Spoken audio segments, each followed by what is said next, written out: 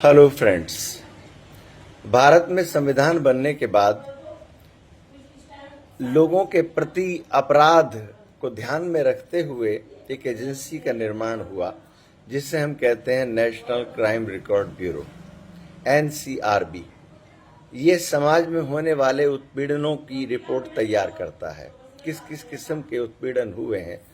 तो यहाँ दलितों के लिए एक स्पेशल जो है रिकॉर्ड इसमें देखने को मिलता है, और वो कहता है एनसीआरबी का डेटा कि इनके खिलाफ उत्पीड़न और अत्याचार के मामले लगातार बढ़ रहे हैं।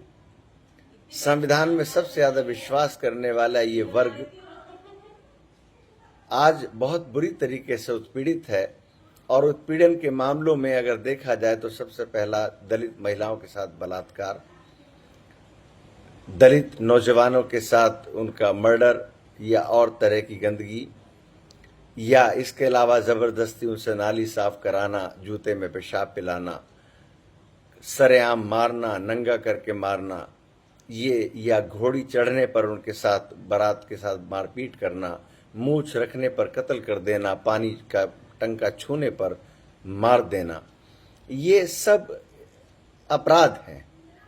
और 2021 का जो रिकॉर्ड कहता है वो ये है कि 50,900 मामले दलित उत्पीड़न के पूरे देश में दर्ज किए गए, जिनमें सबसे ज्यादा मामले लगभग 25% उत्तर प्रदेश में होते हैं।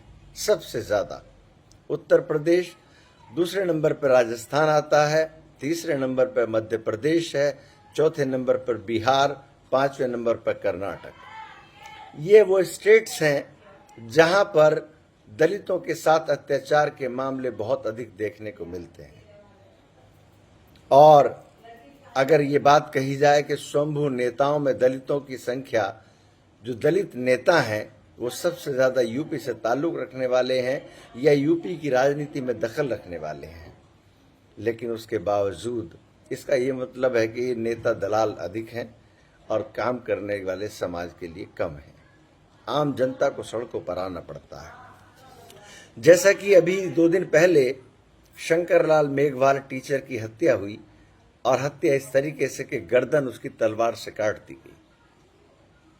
इससे पहले वहां पर मूछ रखने पे एक मेघवाल समाज के लड़के का भी मर्डर हुआ था। उससे पहले वहां एक छोटे बच्चे के द्वारा अगर पानी का मटका छू लिया गया था तो मर्डर हुआ था। उसी तरह से यहाँ मनीषा वाल्मीकि उत्तर प्रदेश में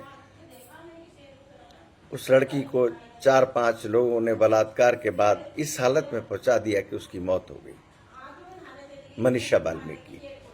तो कहने का मेरा मतलब यह है कि अगर चंद्रशेखर रावण आजाद समाज पार्टी ने इस बात को संसद में उठाने की कोशिश की तो उसको 2 मिनट का समय देते हुए ओम बिरला ने बैठाने की कोशिश कर दी और ये नसीहत दे दी कि आप बाद में बोलिएगा, जबकि 5, 7, 8, 10, 12, 15 मिनट बेमतलब की बकवास करने वाले और तमाम सांसदों को समय दिया जाता है।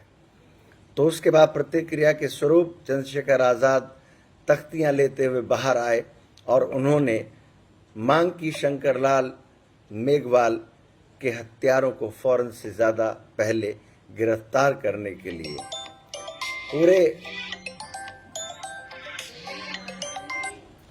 पूरे राजस्थान में ये बात इस समय उबाल पर है, वहां आंदोलन चल रहा है, लेकिन अभी तक प्रशासन और शासन के कानों पे कोई जूं जिसे कहते हैं रेंगना, वो ऐसा कुछ नहीं हुआ है।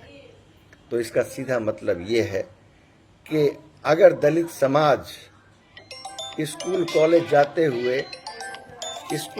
जाते हुए कलम चलाना सीखता है तो हो सकता है उसे अब जरूरत पड़े कि वो चाकू और तलवार चलाना भी सीख ले। अगर आपको तलवार से काटा जाता है तो आपके समाज को तलवार से परहेज करने की कोई जरूरत नहीं। जो सरकारें, जिन स्टेट्स के मैं नाम ले रहा हूं, उत्तर प्रदेश, राजस्थान, मध्य प्रदेश, बिहार, कर्नाटक, 3 राज्यों में तो सीधे सीधे भाजपा की सरकार है जो कहते हैं सबका साथ सबका विकास, बस केवल और केवल दलितों का विनाश। इसको लंबा नहीं चलने दिया जा सकता। बिहार की बात करें तो नीतीश बाबू भी बीजेपी की गोद में बैठे हुए हैं, तो हम ये मान सकते हैं कि वहां भी बीजेपी का असर है। कर्नाटक की राजनीति में अक्सर बीजेपी बहुत तीखे तरीके से मैं इसलिए भी कह रहा हूं क्योंकि वहां गौरी लंकेश जैसे पत्रकार की हत्या हो जाती है और वो हत्या करने वाले विश्व हिंदू परिषद और बजरंग दल के लोग हैं। वो निष्पक्ष लिखने वाली पत्रकार थी। इसका ये मतलब हुआ कि दलितों की आवाज उठाने वाले पत्रकारों को भी ये लोग निशाने पर लेते हैं। ऐसे में आपकी